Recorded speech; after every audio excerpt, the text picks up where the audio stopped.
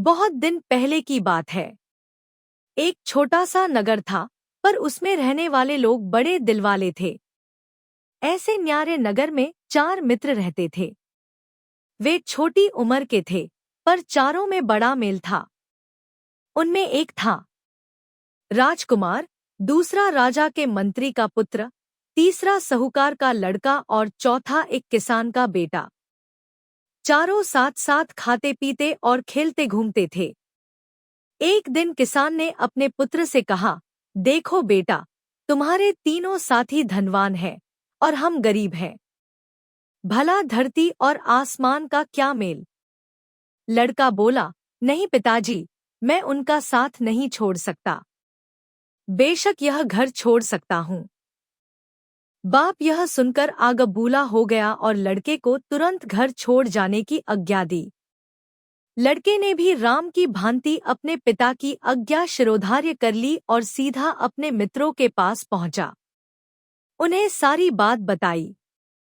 सबने तय किया कि हम भी अपना अपना घर छोड़कर मित्र के साथ जाएंगे। इसके बाद सबने अपने घर और गांव से विदा ले ली और वन की ओर चल पड़े। धीरे धीरे सूरज पश्चिम के समुंदर में डूबता गया और धरती पर अंधेरा छाने लगा। चारों वन से गुजर रहे थे। काली रात थी। वन में तरह तरह की आवाजें सुनकर सब डरने लगे।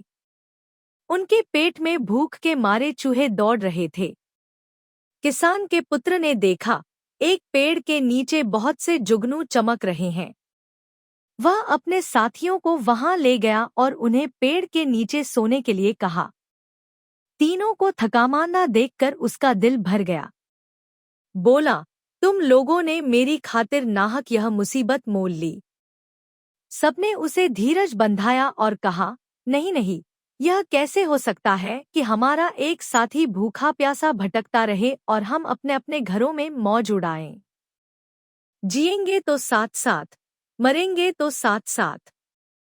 थोड़ी देर बाद वे तीनों सो गए, पर किसान के लड़के की आंख में नींद कहाँ।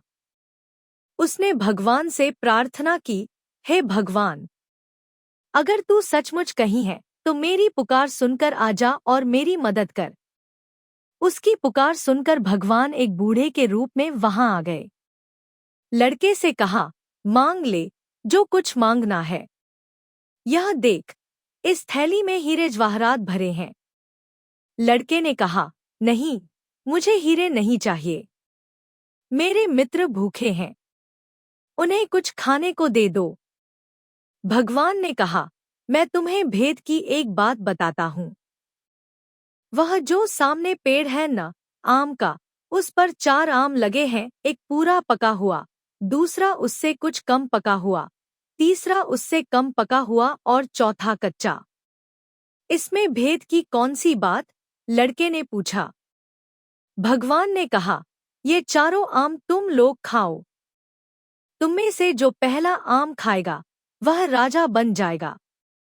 दूसरा आम खाने वाला राजा का मंत्री बन जाएगा। जो तीसरा आम खाएगा उसके मुंह से हीरे निकलेंगे और चौथा आम खाने वाले को उम्र कैद की सजा भोगनी पड़ेगी। इतना कहकर बूढ़ा आंख से ओझल हो गया। तड़के सब उठे तो किसान के पुत्र ने कहा, सब मुंह धो लो। फिर उसने कच्चा आम अपने लिए रख लिया और बाकी आम उनको खाने के लिए दे दिए। सबने आम खा लिए। पेट को कुछ आराम पहुंचा तो सब वहां से चल पड़े। रास्ते में एक कुआं दिखाई दिया। काफी देर तक चलते रहने से सबको फिर से भूख प्यास लगाई, इसलिए वे पानी पीने लगे। राजकुमार ने मुंह धोने के इरादे से पानी पिया और फिर थूक दिया तो उसके मुंह से 3 हीरे निकल आए। उसे हीरे की परख थी। उसने चुपचाप हीरे अपनी जेब में रख लिए। दूसरे दिन सुबह एक राजधानी में पहुंचने के बाद उसने एक हीरा निकालकर मंत्री के पुत्र को दिया और खाने के लिए कुछ ले आने को कहा।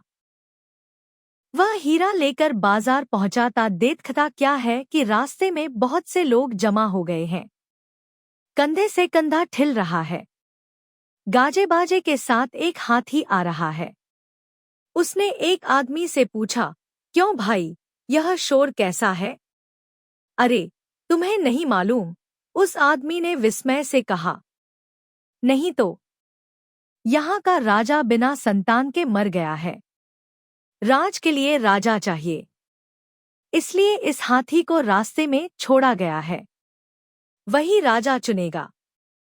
सो कैसे? हाथी की सूंड में वह फलमाला देख रहे हो ना? हाँ हाँ। हाथी जिसके गले में यह माला डालेगा, वही हमारा राजा बन जाएगा। देखो, वह हाथी इसी ओर आ रहा है। एक तरफ हट जाओ। लड़का रास्ते के एक ओर हटकर खड़ा हो गया। हाथी ने उसके पास आकर अचानक उसी के गले में माला डाल दी। इसी प्रकार मंत्री का पुत्र राजा बन गया। उसने पूरा पका हुआ आम जो खाया था, वह राजवैभव में अपने सभी मित्रों को भूल गया। बहुत समय बीतने पर भी वह नहीं लौटा। यह देखकर राजकुमार ने दूसरा हीरा निकाला और साहूकार के पुत्र को देकर कुछ लाने को कहा। वह हीरा लेकर बाजार पहुंचा। राज को राजा मिल गया था, पर मंत्री के अभाव की पूर्ति करनी थी, इसलिए हाथी को माला देकर दोबारा भेजा गया। किस्मत की बात। अब हाथी ने एक दुकान के पास खड़े साहूकार के पुत्र को ही माला पहनाई। वह मंत्री बन गया और दोस्तों को भूल गया। इधर राजकुमार और किसान के लड़के का भूख के मारे बुरा हाल हो रहा था। अब क्या करें? फिर किसान के पुत्र ने कहा, अब मैं ही खाने की कोई चीज ले आता हूं। राजकुमार ने बचा हुआ तीसरा हीरा उसे सौंप दिया। वह एक दुकान में गया। खाने की चीजें लेकर उसने अपने पास वाला हीरा दुकानदार की हथेली पर रख दिया। फटेहाल लड़के के पास कीमती हीरा देखकर दुकानदार को शक हुआ कि हो न हो, इस लड़के ने जरूर ही यह हीरा राजमहल से चुराया होगा। उसने तुरंत पुलिस के सिपाहियों को बुलाया। सिपाही आए। उन्होंने किसान के लड़के की एक न सुनी और उसे गिरफ्तार कर लिया।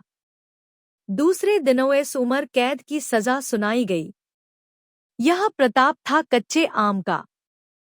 बेचारा राजकुमार मारे चिंता के परेशान था। वह सोचने लगा, यह बड़ा विचित्र नगर है। मेरा एक भी मित्र वापस नहीं आया। ऐसे नगर में न रहना ही अच्छा। वह दौड़ता हुआ वहां से निकला और दूसरे गांव के पास पहुंचा। रास्ते में उसे एक किसान मिला, जो सिर पर रोटी की पोटली रखे अपने घर लौट रहा था। किसान ने उसे अपने साथ ले लिया और भोजन के लिए अपने घर ले गया। किसान के घर पहुंचने के बाद राजकुमार ने देखा कि किसान की हालत बड़ी खराब है।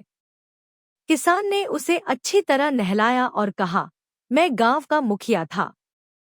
रोज 3 करोड़ लोगों को दान देता था, पर अब कौड़ी कौड़ी के लिए मोहताज हूँ।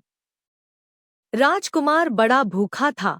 उसने जो रूखी सूखी रोटी मिली, वह खा ली। दूसरे दिन सुबह उठने के बाद जब उसने मुंह धोया तो फिर मुंह से 3 हीरे निकले। वे हीरे उसने किसान को दे दिए। किसान फिर धनवान बन गया और उसने 3 करोड़ का दान फिर से आरंभ कर दिया। राजकुमार वहीं रहने लगा और किसान भी उससे पुत्रवत प्रेम करने लगा। किसान के खेत में काम करने वाली एक औरत से यह सुख नहीं देखा गया। उसने एक वेश्या को सारी बात सुनाकर कहा, उस लड़के को भगाकर ले आओ तो तुम्हें इतना धन मिलेगा कि जिंदगी भर चैन की बंसी बजाती रहोगी। अब वेश्या ने एक किसान औरत का रूप रख लिया और किसान के घर जाकर कहा, मैं इसकी माँ हूँ। यह दुलारा मेरी आंखों का तारा है। मैं इसके बिना कैसे जी सकूंगी? इसे मेरे साथ भेज दो। किसान को उसकी बात जंच गई। राजकुमार भी भुलावे में आकर उसके पीछे पीछे चल दिया। घर आने पर वेश्या ने राजकुमार को खूब शराब पिलाई। उसने सोचा, लड़का उल्टी करेगा तो बहुत से हीरे एक साथ निकल आएंगे। उसकी इच्छा के अनुसार लड़के को उल्टी हो गई, लेकिन हीरा एक भी नहीं निकला।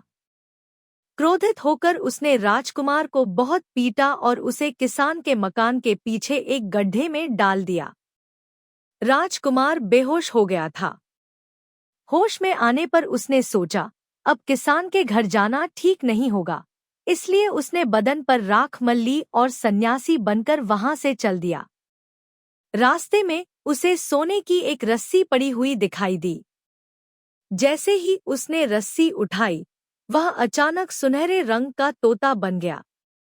तभी आकाशवाणी हुई, एक राजकुमारी ने प्रण किया है कि वह सुनहरे तोते के साथ ही ब्याह करेगी।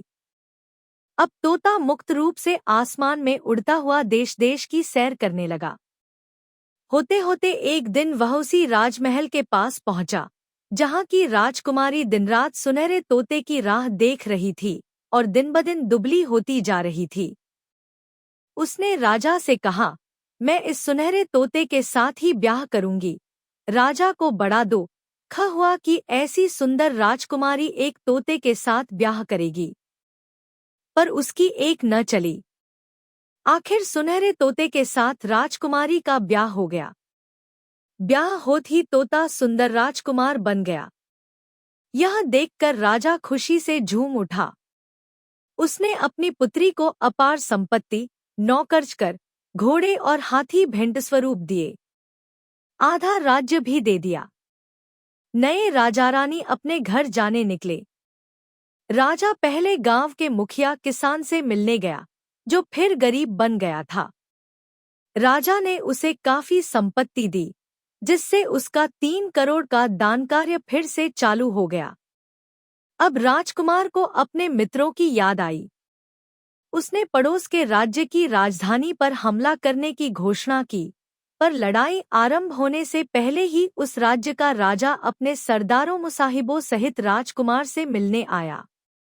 उसने अपना राज्य राजकुमार के हवाले करने की तैयारी बताई। राजा की आवाज से राजकुमार ने उसे पहचान लिया और उससे कहा, क्यों मित्र, तुमने मुझे पहचाना नहीं?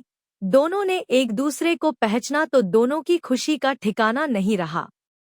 अब दोनों ने मिलकर अपने साथी किसान के पुत्र को खोजना आरंभ किया। राजकुमार को यह बात खलने लगी कि उसकी खातिर मित्र को कारावास भुगतना पड़ा। जब सब कैदियों को रिहा किया गया तो उनमें किसान का लड़का मिल गया। राजकुमार ने उसका आलिंगन किया और अपना परिचय दिया। किसान का लड़का खुशी से उछल पड़ा। सब फिर से इकट्ठे हो गए। इसके बाद सबने अपनी अपनी संपत्ति एकत्र की और उसके 4 बराबर हिस्से किए। सबको एक एक हिस्सा दे दिया गया। सब अपने गांव वापस आ गए। माता पिता से मिले। गांव भर में खुशी की लहर दौड़ गई। सबके दिन सुख से बीतने लगे।